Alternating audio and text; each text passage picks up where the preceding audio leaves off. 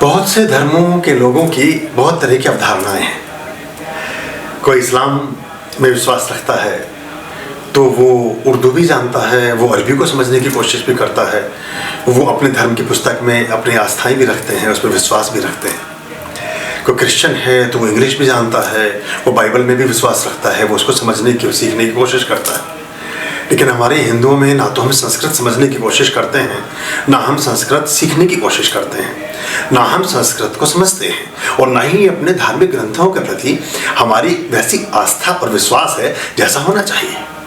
तो जब हमें अपने वेदास के बारे में, अपने वेदों के बारे में, अपने शास्त्रों के बारे में, अपने उपनिषद के बारे में, अपने पुराणों के बारे में, अपने उस ज्ञान की पूरी थाती के बारे में ज़रा भी ग्लिम्पसेस नहीं है, कुछ भी झलकियाँ प्राप्त नहीं हैं, तो हम बहुत सारी चीज़ों में संज्ञा शून्य अवस्था में खड़े रहेंगे।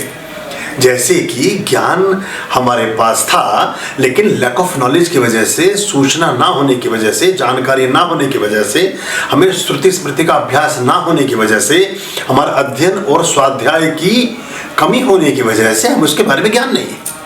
और जब उसी का एक खंड, उसी विस्तृत, उस वृद्ध, उस बड़े ज्ञान का एक छोटा सा अंश हमें दूसरी धाराओं से आकर मिलता है, प्राप्त होता है, तो हमें ऐसा लगता है कि यही वास्तविक ज्ञान है। जब हमारे यहाँ ताजमहल बन रहा था, जब हमारे यहाँ स्वर्ण मंदिर बन रहे थे, उस समय पश्चिम के पूरे देश मछुआरों का जीवन जीते थे, मछलियाँ पकड़ते थे और मछलियों का से उनका जीवन चलता था।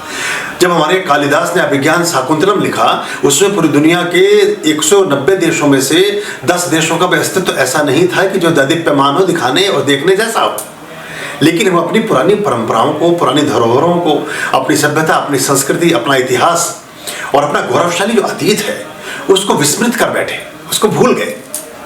और फिर हमें आधी अधूरी चीज़ें कहीं से प्राप्त होती हैं, उसको हम बड़ी चीज़ें समझने लगते हैं, उन्हीं पात्रों को, उन्हीं चीज़ों को हम बड़ा समझने लगते हैं। अब कालिदास का उदाहरण जैसे मैंने दिया, कालिदास ने अभिज्ञान शाकुंतलम में जो बिंब बुने हैं काव्य के, कविता की जिस ऊंचाई को छुआ है, कीट्स उसके सामने कहीं भी नहीं ठहरते। लेकिन कीट्स को हम मानते हैं क्योंकि वो हमें पढ़ाया जाता है। हमारे यहाँ नारद मुनि का जो नाट्य शास्त्र है, उसमें जितनी चीज़ें हैं शेक्सपियर उसके सामने कहीं भी नहीं है, लेकिन शेक्सपियर चूंकि पढ़ाए जा रहे हैं तो हमें उसके बारे में जानकारी हो जाती है। तो हम अंगारा ऋषि को नहीं जानते, लेकिन हम आर्किमिडीज के सिद्धांतों के बारे में जानना चाहते हैं। हम विश्वामित्र और जो हमारे पुराने वशिष्ठ ऋषि रहे हैं, जो हमारे बड़े पुराने अत्रि ऋषि रहे हैं, जो वशिष्ठ ऋषि रहे हैं, उनके बारे में, उनके संधानों के बारे में, अगस्त्य के बारे में हम नहीं जानना चाहते, हम दुर्वासा के बारे में नहीं जानना चाहते। लेकिन जो छोटे छोटे साइंटिस्ट हैं, उनकी खोजों को जान करके हम पुलकित होते हैं, उत्साहित होते हैं। लेकिन हमारे यहाँ वो अपार संपदा है, जहाँ से छोटा सा बीज उत्कीर्णित हुआ है, जहाँ से ये अंकुरित हुआ है, जहाँ से ये उमगा है, उभरा है, उसको हम जानते हैं। तो पश्चिम का पूरा एक विज्ञान ऐसा रहा है, उनकी योजना ऐसी रही है, उनकी नीति, उनकी राजनीति, उनका एक षड्यंत्र ऐसा रहा है कि बाकी दुनिया को आप तभी बता सकते हो कि वो पीछे रही जब आप स्वयं को आगे दिखा सकें। अब वो कालखंड में तो पीछे ना जा सकेंगे, अब वो इतिहास में तो पीछे ना जा सकेंगे। अब जो हमारे यहाँ 5000 साल पहले जो अणु बम और परमाणु बम और इलेक्ट्रॉन, न्यूट्रॉन, प्रोटॉन का जो सिद्धांत था, वो उसको तो ना टच कर सकेंगे। ट्रिनिटी के जो कॉन्सेप्ट हमारे यहाँ वेदास से गया, वही तो सारा इलेक्ट्रॉन, प्रोटॉन और न्यूट्रॉन है। तो वो उसके, अब हमारे वेदास की बात तो वो नहीं करते हैं, लेकिन बाकी चीज़ों की बात करते हैं। तो हमारी पीढ़ी को, खासतौर से नई पीढ़ी को, पश्चिम की शिक्षाओं को भी सीखो, विभिन्न भाषाओं को भी सीखो, बहुत सी चीज़ों के बारे में जानकारी भी रखो, लेकिन अपनी जड़ों को मजबूत रखो, अपने अतीत के गौरव गान का भान रखो, अपने अतीत की स्मृतियों को जिंदा रखो। हमारी भारतीयता और भारतीय संस्कृति की जो धरोहर है, उसका बोध हमें रहे हमेशा, तो हम बहुत सी चीज़ों में सीना तान कर खड़े हो सकते हैं।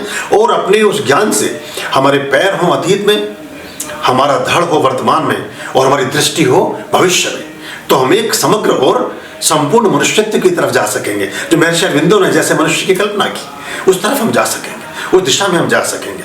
तो हम धन भी हो लेकिन ध्यान भी, हमारा मन भी चले लेकिन साथ साथ मान भी, हमारे जीवन में प्रण भी हो और प्राण भी।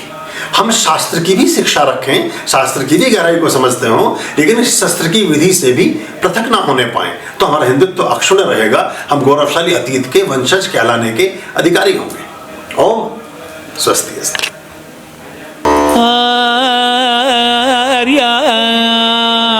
अभयाम्बा भज रे चित्त संततम् मार्याम् अभयाम्बा